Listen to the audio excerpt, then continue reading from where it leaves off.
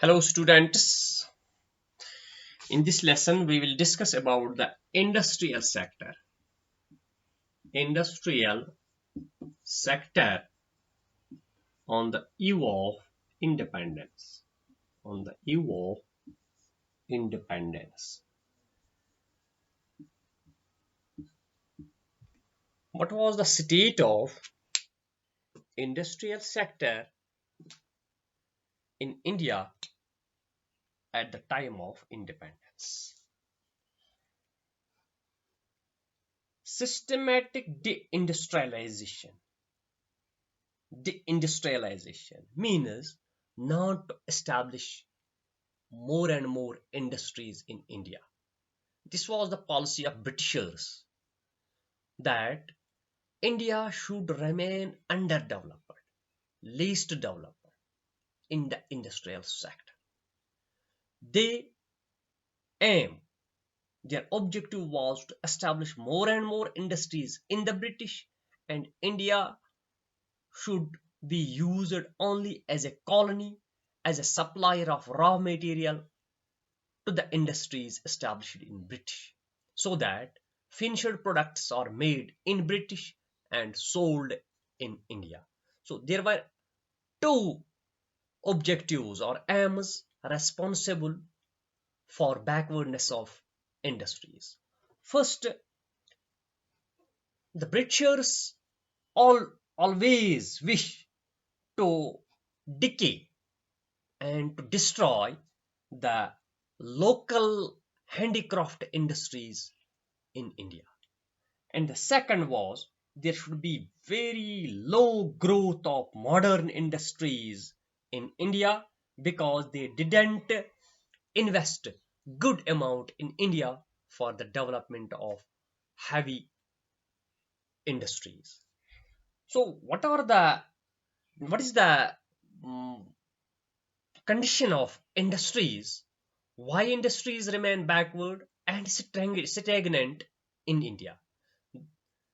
The all the factors were working, all the factors which were developed by the Britishers in India, they aim two objectives. They have two objectives: to destroy the handicraft industry in India and to have a very slow growth of modern industries in India due to lack of investment in industrial sector.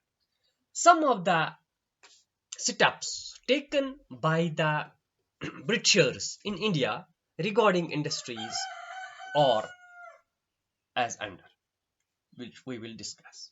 Number first was the British rule contributed to the decay of industries in India under many ways.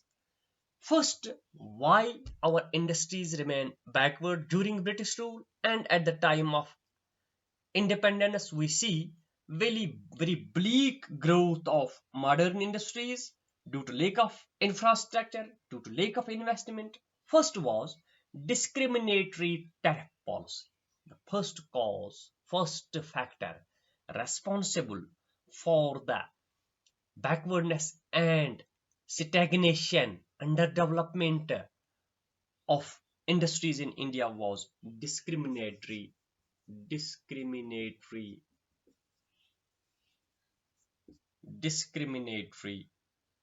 tariff policy.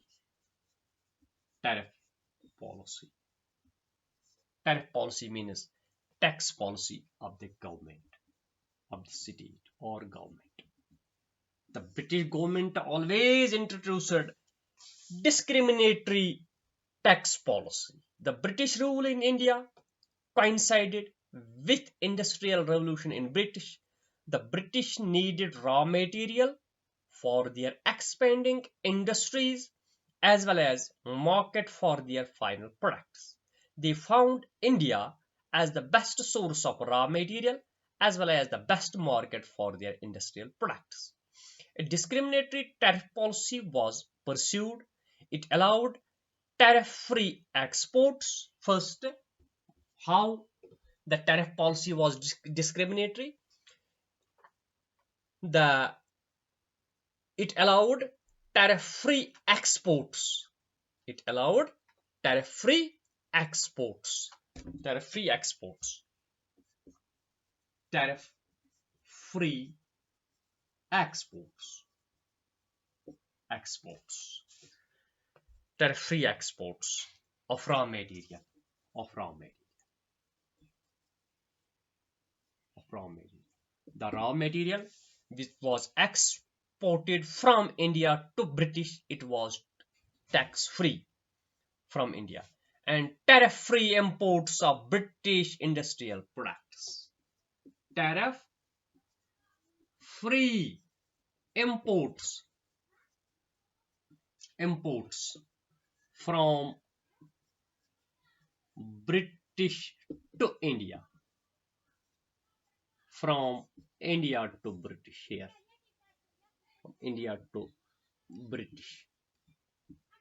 So exporters which Indians made exporters to British, it was tariff free, so that become import for the British, and the tariff free imports from British to India, from British to India.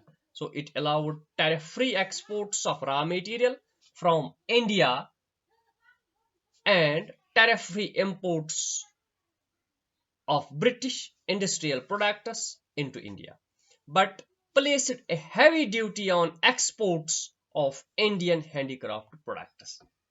But heavy tariff on exports of handicraft products. Handicraft products.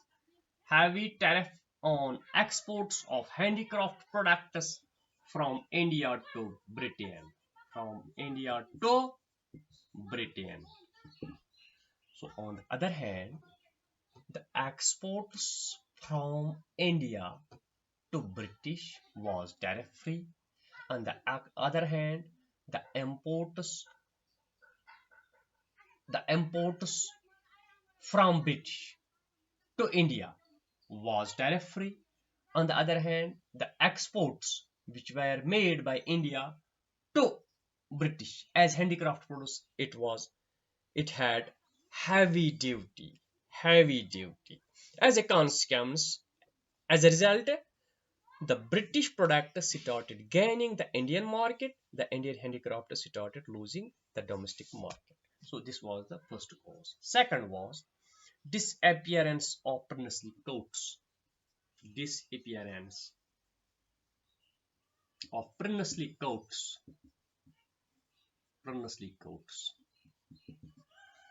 So if Indians have any grievance, no justice was given. But if Britishers complained against Indians, CPD justice was delivered. Because of the fact there was absence of princely courts in India, the courts were established only in British. Prior to the British rule, Nawabs, Rajas, princes, and emperors ruled different parts of the country. They used it to patronize the handicrafts, because of which the Indian handicraft industry had acquired international reputation. The beginning of British rule implied the end of princely courts and therefore the end of state patronage to the handicrafts, which consequently started decaying. So, prior to British rule, handicrafts were considered as the international product, international reputed product. But when Britishers enter India, this handicraft industry decayed due to lack of interest by Britishers towards the handicrafts. Number third is competition from machine-made products. Competition from machine-made products.